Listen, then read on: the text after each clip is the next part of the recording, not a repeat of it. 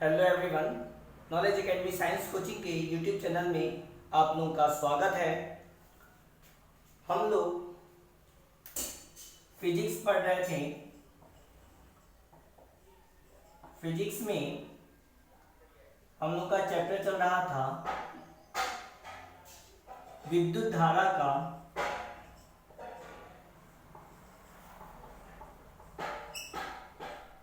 चुंबकीय प्रभाव।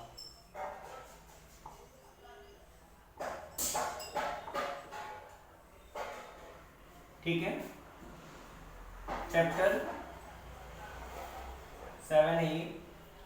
और इस चैप्टर में हम लोग परिनालिका के विद्युत क्षेत्र की तीव्रता निकाल चुके थे, जो हम लोग का लास्ट टॉपिक था। आज हम लोग पढ़ेंगे टोरॉइडीय परिनालिका के कारण टोरॉइडीय परिनालिका के कारण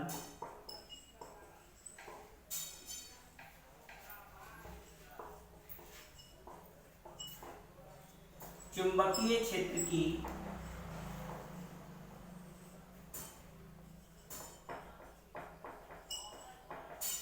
तीव्रता। ठीक है, यानी कि कहा जाए तो मैग्नेटिक फील्ड इंटेंसिटी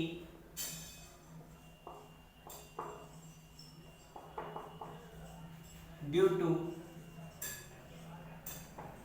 अ टोरॉइडल सोलेनॉइड।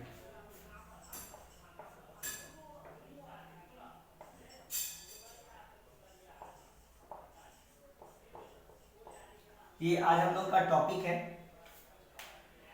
तो इसमें पहले हम लोग ये जानेंगे कि टोरॉइडीय परिनालिका क्या होती है। परिनालिका तो हम लोग पहले ही देख चुके थे, इसको पहले ही जान चुके थे कि परिनालिका क्या होती है। यानी कि फिर से देखा जाए तो भाई एक जो है और चालक हम लोग हॉलो सिलिंड्रिकल शेप लेते हैं, यानी कि एक बेलनाकार आकृति जो कि खोखली होती है और अचालक की बनी होती है। इसके ऊपर जब हम चालक तार लपेट देते हैं स्प्रिंग नुमा आकृति में, स्प्रिंग की तरह, इस तरह से,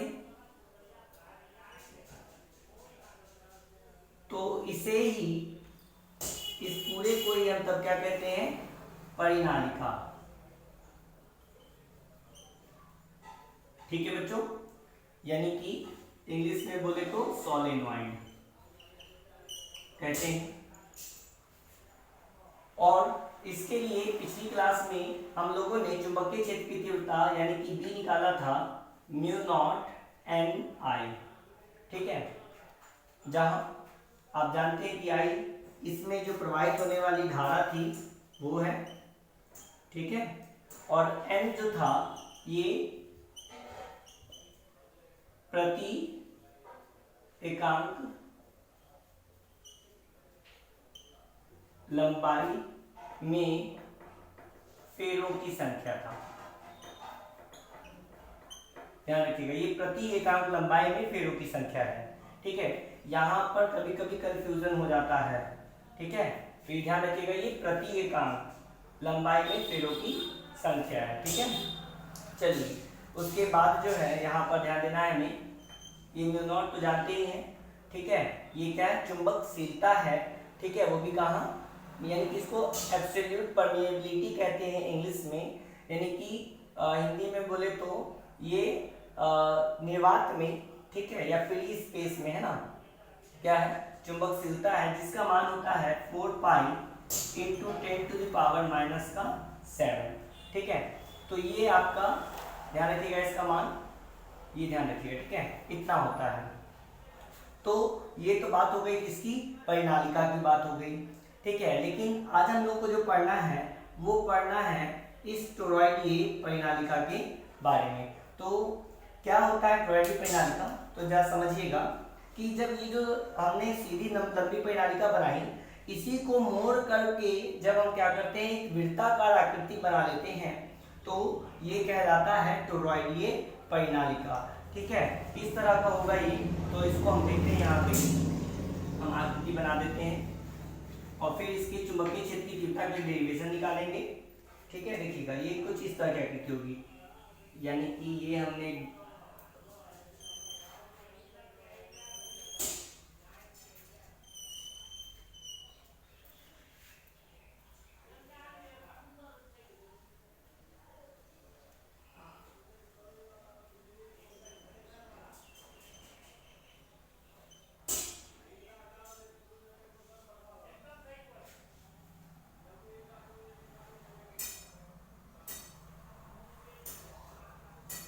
देख रहे हैं आप लोग, ये कुछ इसी तरह की आकृति होती है।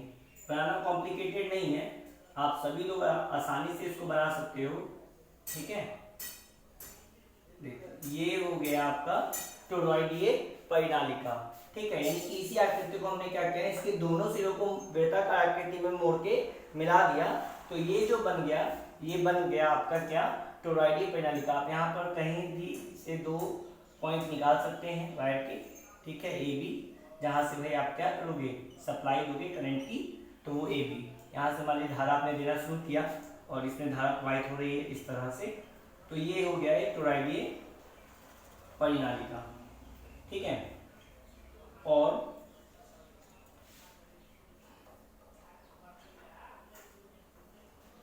इसी के लिए हमें चुंबकीय क्षेत्र की तीव्रता ज्ञात करनी है, यानी कि ये।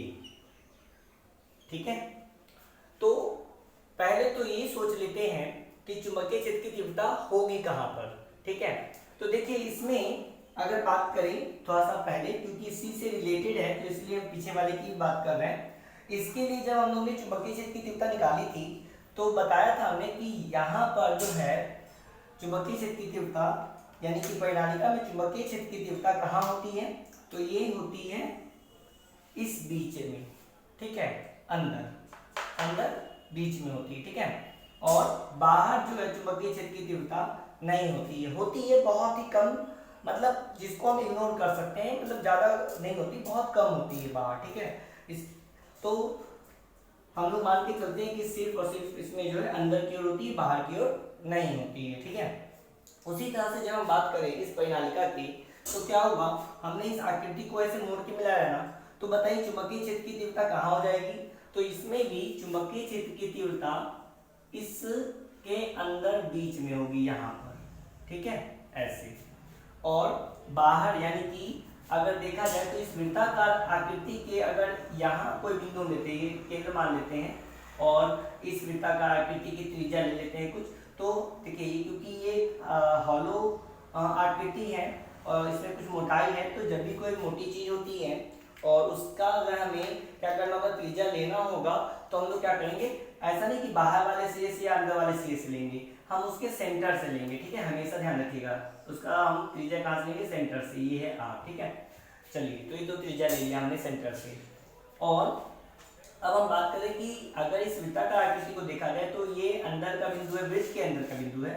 ठीक है, परिनालिका के नहीं, वृत्त के अंदर का बिंदु है, और ये वृत्त के बाहर का बिंदु है। ठीक है, और इसको अगर हम कह रहे Q1 और इसको हम कह रहे Q2, तो अगर आपसे पूछा जाए कि बताइए यहाँ पर चुंबकीय क्षेत्र की तीव्रता क्या होगी, यहाँ भी चुंबकीय क्षेत्र की तीव्रता क्या होगी, तो आप बहुत ही आसानी से बता सकते हैं कि यहाँ पर चुंबकीय क्षेत्र शून्य और यहाँ पर भी चुंबकीय क्षेत्र शून्य। क्यों, क्योंकि आप यहाँ पर देख रहे हैं कि जब इसको मोड़ेंगे भी हम, तो ये इसके अंदर ही चुंबकीय क्षेत्र की तीव्रता रहेगी, और ये जो पार्ट है, क्योंकि जब इसको हम नीचे की तरफ मोड़ते हैं तो देखिए ये वाला क्रॉस पॉइंट जो है हमने बनाया है, ये अंदर आ जाएगा, लेकिन ये है क्या, परिनालिका के बाहर का पोर्शन ही है, और इधर भी परिनालिका के बाहर का एक पोर्शन है।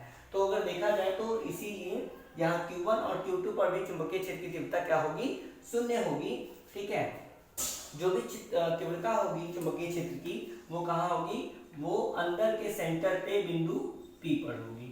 तो चलिए यहाँ से एक बात क्लियर हो गई कि टोरॉइडीय परिनालिका लें या परिनालिका लें, उसमें चुंबकीय क्षेत्र की तीव्रता कहाँ होती है, वो अंदर होती है, परिनालिका के अंदर होती है, ये ध्यान रखिएगा, परिनालिका के अंदर होती है, परिनालिका के बाहर उसको हम शून्य मान के चलते हैं। ठीक है, शून्य ही होती है।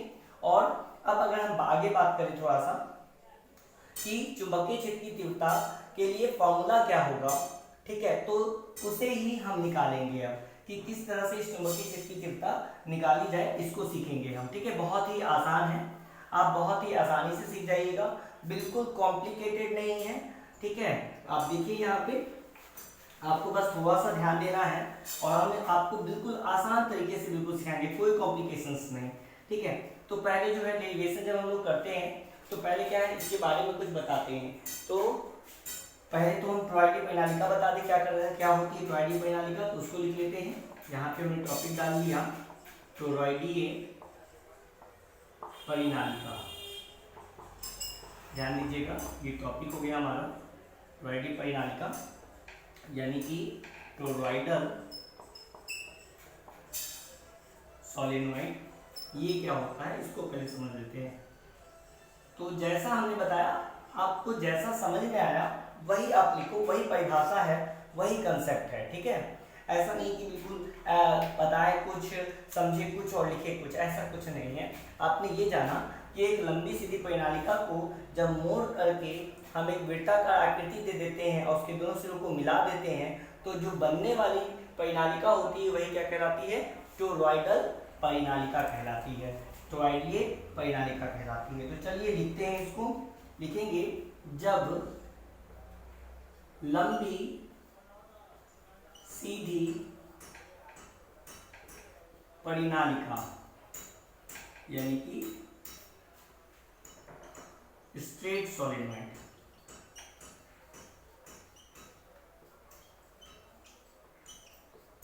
को मोड़कर वृत्ताकार आकृति में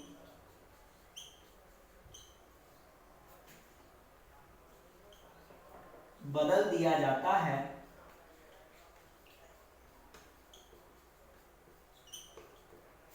तो बनने वाली परिनालिका, कहाँ लिख दें, तो ऊपर लिख देते हैं, यहाँ पे मिटा देते हैं, टॉपिक लिख चुके होंगे आप लोग, नहीं लिखे तो लिख लीजिएगा टॉपिक, ठीक है। तो मिटा देते हैं, यहाँ पे ये हो जाएगा। तो बनने वाली परिनालिका, परिनालिका यानी कि सोलेनॉइड, रहने दो, परिनालिका टॉरॉइडीय परिनालिका कहलाती है, टॉरॉइडीय परिनालिका, टॉरॉइडल सोलेनॉइड परिनालिका कहलाती है। चलिए तो देखिए कितनी आसान सी परिभाषा है, सीधी सी बात है कि जब लंबी सीधी परिनालिका को मोड़कर वृत्ताकार आकृति में बदल दिया जाता है तो बनने वाली परिनालिका टॉरॉइडीय परिनालिका कहलाती है, ठीक है। चलिए जैसा कि आप यहाँ पे आकृति देख पा रहे हैं, तो इसको आप पहले लिख लीजिए, फिर इसकी डेरिवेशन की ओर बढ़ते हैं, ठीक है।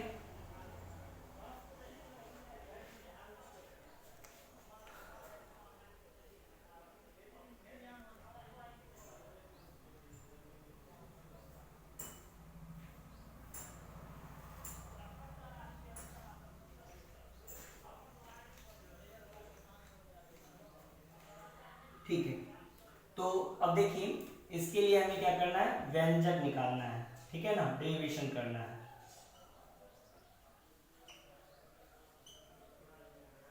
तो भाई पहले इसके बारे में थोड़ा सा कुछ लिख लेते हैं।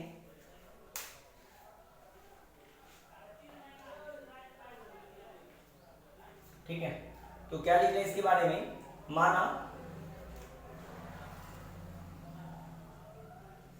देखिएगा जरा इसके बारे में क्या लिखना है, माना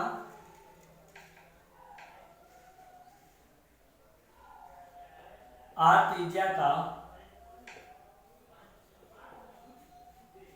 एक टॉरॉइडीय परिनालिका है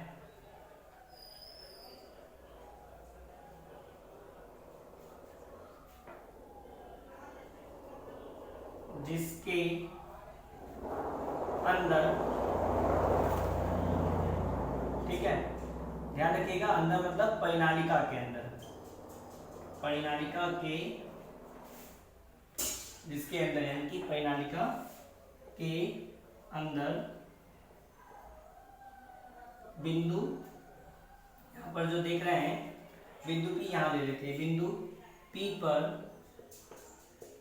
चुंबकीय क्षेत्र की तीव्रता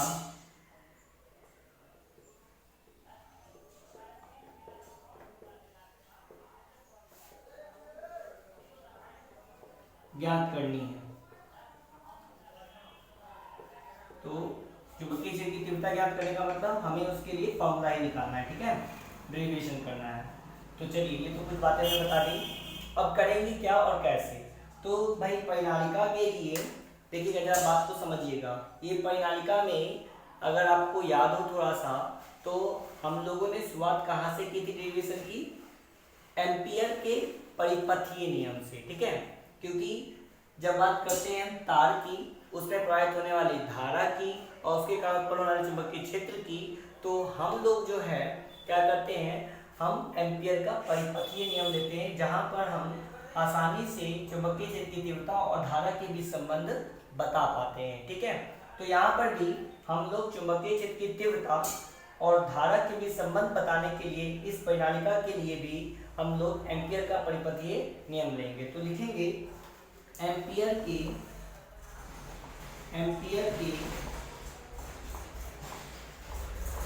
परिपथीय नियम से, परिपथीय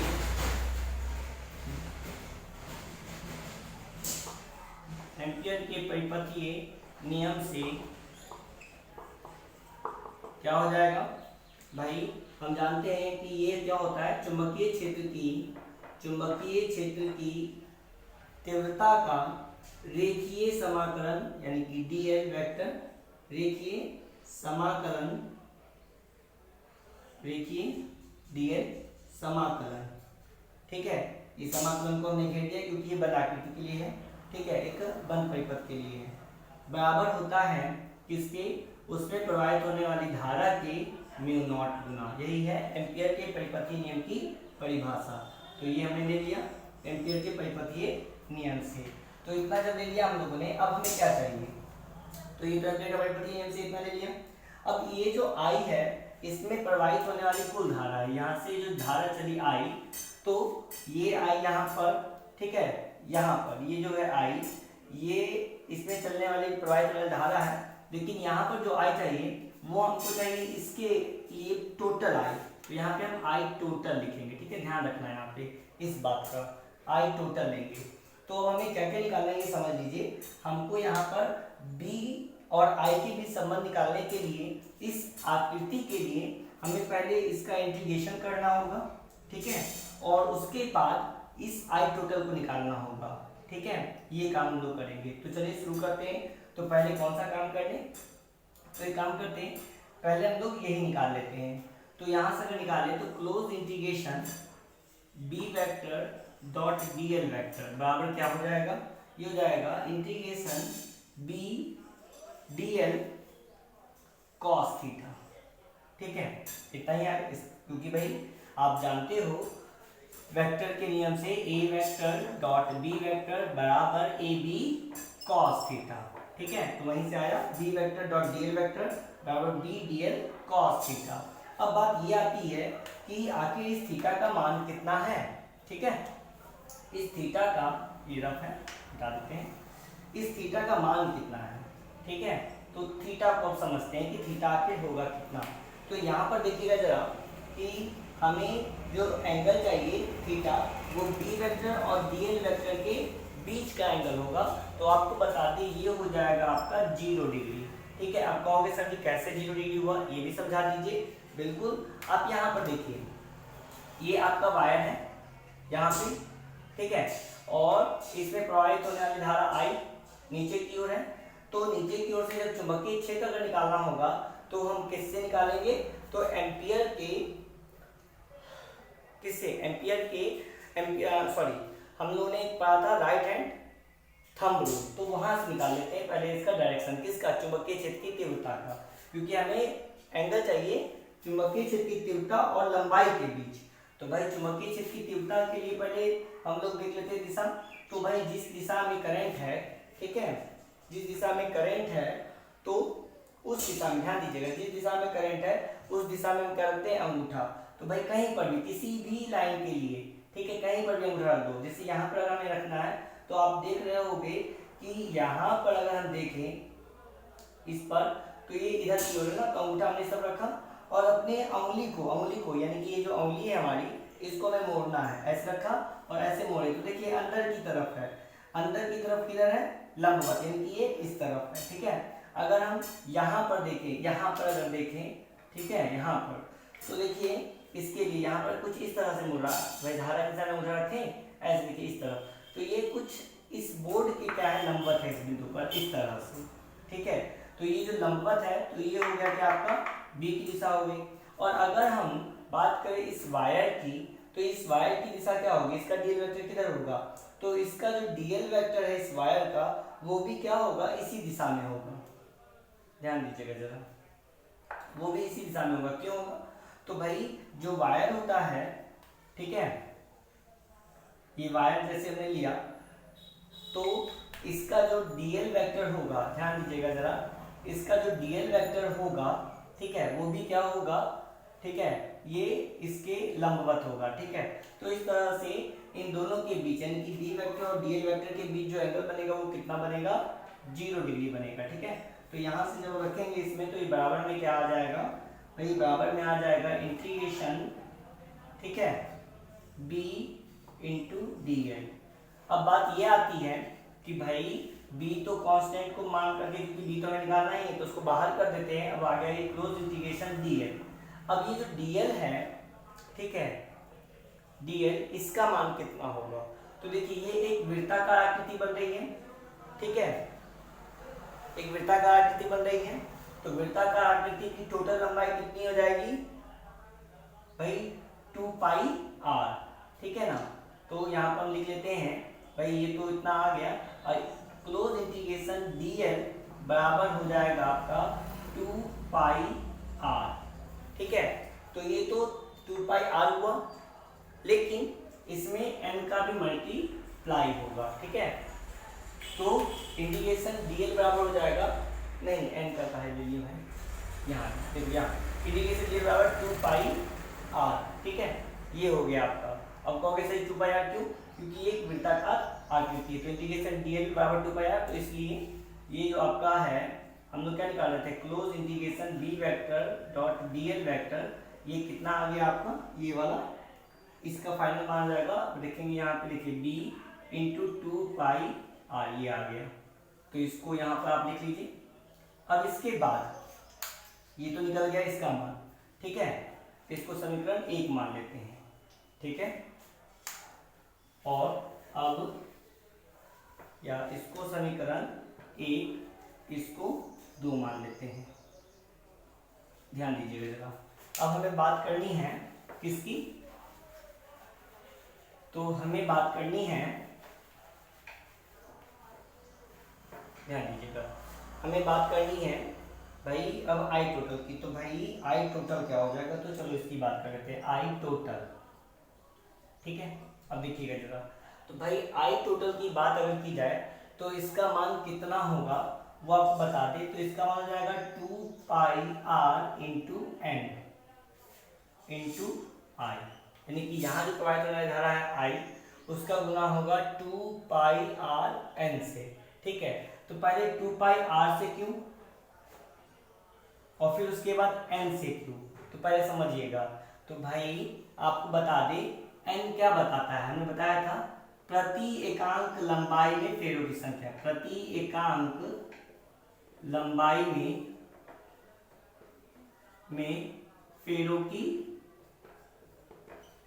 संख्या, ठीक है। तो भाई अगर एक फेरा है तो इसमें अगर I धारा है, तो अगर 2 फेरा होगा इसमें तो क्या हो जाएगा 2I, 3 फेरा होगा तो 3I, 4 फेरा होगा तो 4I, इस तरह से होता चला जाता है। तो n फेरे अगर हैं, ठीक है, और प्रत्येक फेरे में I धारा प्रवाहित हो रही है, तो वो कितना हो जाएगा, वो हो जाएगा Ni, ठीक है। पहले बात को समझिएगा, इतना Ni हो जाएगा, ठीक है। और ये n से मल्टीप्लाई होने के बाद तो ये तो बता रहा है कि एकांक लंबाई के लिए है, लेकिन हम तो ये एकांक के लिए हमेशा नहीं करेंगे। हो सकता है कि लंबाई हमारी भाई 2 मीटर हो, 3 मीटर हो, 4 मीटर हो, या उससे कम हो, कुछ भी हो सकती है लंबाई। तो भाई उसको हमें उसकी टोटल लंबाई से मल्टीप्लाई करना होगा। और टोटल लंबाई यहाँ पर हमने कितनी ली है, क्योंकि आकृति वृत्ताकार है तो इसकी टोटल लंबाई हमने कितनी ली है, 2 पाई r ली है। तो इस तरह से अब ये 2 पाई r क्या है, ये वृत्त की परिधि है ना, ये वृत्त की परिधि है, क्योंकि हमें तार की लंबाई चाहिए। तो लंबाई जो है वो किसको कौन दिखाता है, इस परिधि को दिखाता है ना। तो इसीलिए 2 pi r into n into आई, ठीक है। चलिए तो ये बात हो गया, तो ये भी आ गया। तो इसको हम ले लेते हैं समीकरण 2, ठीक है। इसको हम लोग क्या ले लेते हैं, समीकरण 2 ले लेते हैं। इसको मिटा देते हैं, थोड़ा सा साफ कर लेते हैं। ये हो गया आपका समीकरण 2, सॉरी 2 तो वहां ले चुके हैं, समीकरण 3 हुआ आपका। समीकरण 1, समीकरण 2, समीकरण 3। तो अब लिखेंगे, हम लिख लेते हैं समीकरण 2 एवं 3 का मान समीकरण 1 में रखने पर, चलो रख देते हैं। तो क्या हो जाएगा, इसका मान कितना आया है, b into 2 pi r is equal to, इसका मान कितना आया है, कहाँ गया भाई, ये mu naught into I total, और आई टोटल का मान है 2 pi r into N into I, ये है। अब यहाँ से जो कटने उठने वाले हैं उसको काट लेते हैं। चलिए देखिए, यहाँ से 2 पाई r से 2 पाई r तो है पूरा कट गया, और b बराबर फाइनली क्या बचा, तो बचा mu naught into N into I. तो यहाँ पर अगर आप देखिए तो अभी भी वही फॉर्मूला है जो एक सीधी परिनालिका के लिए था, ठीक है। तो चलिए तो यहाँ तक लिख लीजिए, बिल्कुल देखिए कितना आसानी से आ गया। हमने सिर्फ क्या किया, इसका जो है इंटीग्रेशन कर लिए हैं, आई टोटल का मान निकाल लिए हैं, और दोनों को रख दिए हैं और सॉल्व कर दिए हैं। देखिए बिल्कुल आसान है, ठीक है, कहीं से कोई कॉम्प्लिकेटेड नहीं। हमने बता दें कि आई टोटल का मान इतना कैसे आया और इसका मान इतना कैसे आया, ये दोनों बातें हमने आपको बिल्कुल अच्छे से बताई है, बिल्कुल क्लियर कर दिया है। तो आप बिल्कुल आसानी से ये डेरिवेशन कर सकते हैं। फॉर्मूला दोनों का एक जैसा है, सीधी परिनालिका के लिए भी वही फॉर्मूला है और टॉरॉइडल परिनालिका के लिए फॉर्मूला वही है, खाली डेरिवेशन का थोड़ा सा चेंजमेंट आया है। और आपको बता दें वो चेंजमेंट कहाँ पे है, यहाँ पे इंटीग्रेशन डीएल जो है, जब लंबी सीधी परिनालिका लिया था तो उसके लिए हमने यहाँ पर एल लिया था, इतना ही काम किया था, और यहाँ पर बस 2 पाई r दिया। तो अगर आप देखिए तो पिछले वाले डेरिवेशन से सिर्फ थोड़ा सा अंतर किस बात का है, सिर्फ इतने बात का ही अंतर है अगर आप देखिए, और यहाँ पर भी बस इतनी सी बात का अंतर है। जब वो सीधा था तो यहाँ पर l आता था, और अब ये वृत्ताकार आकृति तो 2 पाई r हो गया, परिधि ले लिया हमने, ठीक है, क्योंकि परिधि ही तो लंबाई को बताता है। चलिए तो बात हम समझ गए होंगे कि आपको, सॉरी मतलब बात आपको समझ में आ गई होगी, ठीक है, कहाँ पर थोड़ा सा चेंज होगा। बाकी दोनों डेरिवेशन एक जैसे ही हैं, बहुत ही आसान है। अगर आपने पिछला डेरिवेशन नहीं देखा है तो आप जो है सीधी परिनालिका के लिए पिछला डेरिवेशन भी देख लें, और कहीं पर कोई प्रॉब्लम हो तो कमेंट में हमें जरूर बताएं। आगे अगर हम देखें तो नोट में हम एक पॉइंट आपको बताना चाहेंगे, इसको आपने लिख लिया होगा, हम मिटा दे रहे हैं। नोट में एक पॉइंट हमको बताना है जो पिछली क्लास में हम नहीं बता पाए थे, इस क्लास में बता देते हैं, तो उसको नोट में लिख लीजिए। नोट में क्या लिखना है वो देख लीजिए, समझा दे। देखिए एक क्वेश्चन आता है, देखिए पहले तो क्वेश्चन क्या क्या आते हैं, इससे आपसे क्वेश्चन पूछा है कि टॉरॉइडल परिनालिका के, ठीक है, टॉरॉइडल परिनालिका के अंदर चुंबकीय क्षेत्र की तीव्रता, तो ये हो गया म्यू नॉट एन आई। अब कहेंगे टॉरॉइडल परिनालिका जो बनी है उसके बाहर, ठीक है, या टॉरॉइडल परिनालिका के वृत्ताकार आकृति के अंदर। तो वृत्ताकार आकृति के अंदर अगर बोलता है, यानी कि यहाँ पर पूछता है तो चुंबकीय क्षेत्र की तीव्रता 0, अगर बाहर पूछता है तो 0, ऐसे क्वेश्चन पूछे जाते हैं। इसी तरह से लंबी सीधी परिनालिका के लिए भी क्वेश्चन बनता है कि अंदर और बाहर चुंबकीय क्षेत्र की तीव्रता क्या होगी, ठीक है, ऑब्जेक्टिव क्वेश्चंस बनते हैं। उसके अलावा एक क्वेश्चन बनता है क्या, लंबी सीधी परिनालिका के लिए, ठीक है, जैसे ये आपका लंबी सीधी परिनालिका है, तो इसमें हमने आपको जो b का मान बताया है, आपको बता दें कि जो हमने b बराबर निकाला था म्यू नॉट एन आई, ठीक है, ये बीच में कहीं पर के लिए है, ठीक है। लेकिन अगर किसी एक सिरे पर पूछ दे, ठीक है, किसी एक सिरे पर यानी कि यहाँ या फिर इस सिरे पर यहाँ, इन दोनों में से अगर कहीं पर पूछ दिया चुंबकीय क्षेत्र की तीव्रता तो ये आधा हो जाता है। तो बस यही हमें नोट में लिख लेना है कि लंबी सीधी परिनालिका के देखिए किनारे बोले या सिरे बोले एक ही बात है, सिरे यानी कि किनारे पर चुंबकीय क्षेत्र की तीव्रता, तो चुंबकीय क्षेत्र की तीव्रता क्या हो जाती है, आधी हो जाती है, बी बराबर mu not an I by 2, ये ध्यान रखिएगा, ठीक है। चलिए तो इसको नोट में आप लिख लेना है, और इसको बिल्कुल ये इंपॉर्टेंट भी है क्योंकि अक्सर क्वेश्चन जो बनते हैं वो यहीं से बनते हैं, तो इसको आपको क्या करना है, लिख लेना है, ठीक है, नोट में। चलिए तो आज के लिए इतना ही रहने देते हैं। अगर आपको कहीं पर भी कोई भी प्रॉब्लम है तो आप कमेंट करके जरूर पूछें, और अगर आपको समझ में आ रहा है, आपको हमारी क्लासेस अच्छी लग रही हैं, तो भाई थम्स अप का जो सिंबल है उस पर क्लिक कर दे, ठीक है, ताकि हमको पता चलता रहे कि हाँ भाई आपको अच्छा लग रहा है क्लास, आपको क्लासेस समझ में आ रही हैं, ठीक है। और अगर आपने अभी तक हमारा चैनल सब्सक्राइब नहीं किया है तो हमारा चैनल सब्सक्राइब कर लें और हमारे साथ बने रहें, ठीक है। चलिए आज के लिए इतना ही, थैंक यू।